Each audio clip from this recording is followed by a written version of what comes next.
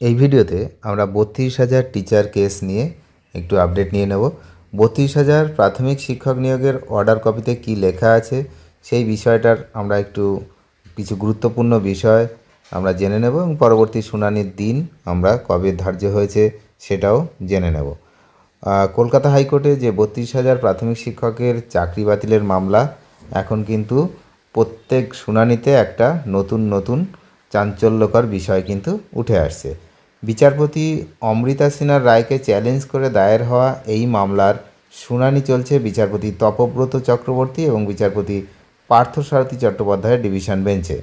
৭ই জুলাই ২০২৫ এ মামলায় শুনানি ছিল এবং পরবর্তী শুনানির দিন ধার্য হয়েছে ১৪ই জুলাই ২০২৫ ঠিক দুপুর ২টোয় পরবর্তী শুনানি হবে। এবং এই যে গত শুনানিতে যে বিষয়গুলো উঠেছে সেটা নিয়ে এই ভিডিওতে আমরা আলোচনা করব।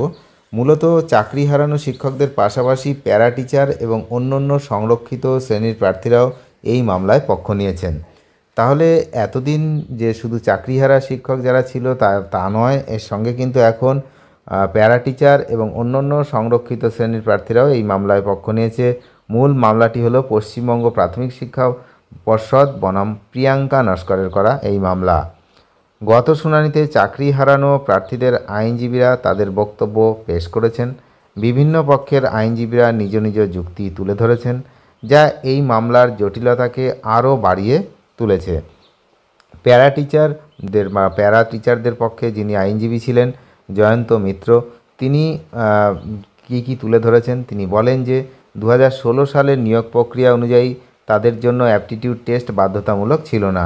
তিনি আরও বলেন যে শূন্য পদের তুলনায় প্রার্থীর সংখ্যা অনেক কম হওয়ায় তিনি বলেছিলেন যে শূন্য পদ প্যারা টিচারদের জন্য যা ছিল তার থেকে কিন্তু প্রার্থী কম ছিল। অ্যাপটিটিউড টেস্টে শূন্য পেলেও তাদের নিয়োগ পাওয়ার কথা ছিল। আর আইনজীবী শ্রী অশোক ব্যানার্জি মামলার বৈধতা নিয়ে প্রশ্ন তোলেন এবং আবেদনটি খারিজ করার আর্জি জানায়। আর সংরক্ষিত শ্রেণীর যুক্তি, জমির বিনিময়ে চাকরি বা ল্যান্ড লুজার ক্যাটাগরি আইনজীবী শ্রী সপ্তাংশু বসু বলেন যে তাদের ক্ষেত্রে প্রার্থীর চেয়ে শূন্যপদ বেশি ছিল, তাই সকলেরই চাকরি পাওয়ার কথা। এনআইওএস ডিএলএড ডিগ্রির বৈধতা, আইনজীবী শ্রী প্রতীকধর এনআইওএস ডিএলএড ডিগ্রিধারীদের পক্ষে সওয়াল করেন।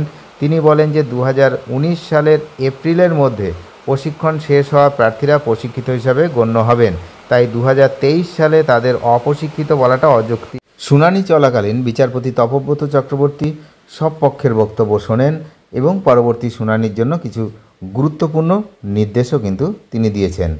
সবচেয়ে গুরুত্বপূর্ণ বিষয়টি হলো বিচারপতি মূল মামলাকারী অর্থাৎ চাকরি প্রার্থী আবেদনকারীদের পরবর্তী শুনানির দিন তাদের যুক্তি উপস্থাপনের জন্য প্রস্তুত থাকতে বলেছেন।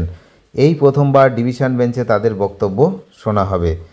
আর ভারসাম্যপূর্ণ শুনানি, বিচারপতি একটি ভারসাম্যপূর্ণ শুনানির উপরে জোর দিয়েছেন, যেখানে আবেদনকারীদের বক্তব্য শোনার পরে চাকরি হারানো পক্ষ থেকে তাদের জবাব দেওয়ার সুযোগ পাবে।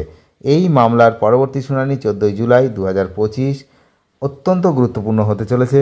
ওই দিনটি হয়তো ৩২,০০০ প্রাথমিক শিক্ষকের ভাগ্য নির্ধারণের পথে একটি দিশা পাওয়া যাবে। সকলের নজর এখন কলকাতা হাইকোর্টের ডিভিশন বেঞ্চের দিকে। তার কারণ বহুদিন ধরে চলা এই মামলার কিন্তু একটি নিষ্পত্তি হওয়া প্রয়োজন। এবং একই সঙ্গে এখানে এই যে ৩২,০০০-এর মধ্যে প্যারা টিচার রয়েছে এবং আমি আরও বললাম যে যারা হচ্ছে এনআইওএস থেকে ডিএলএড ডিগ্রিধারী, আবার সংরক্ষিত শ্রেণীর কিছু প্রার্থী রয়েছেন যারা জমি ল্যান্ড লুজার, যারা জমি দিয়েছিলেন সেই সময়। তো এই সমস্ত বিষয় রয়েছে। তো যাই হোক, এখন দেখা যাক যে বিষয়টা ঠিক কতদূর গড়ায় এবং শেষ পর্যন্ত কি তার বিচার হয়। তবে আমরা সবাই চাইব যে একটা সুষ্ঠু বিচার হোক। অনেক ধন্যবাদ ভিডিওটি শেষ পর্যন্ত দেখার জন্য। চ্যানেলে নতুন হলে অবশ্যই চ্যানেলটিকে সাবস্ক্রাইব করে সঙ্গে থাকবেন। Thank you.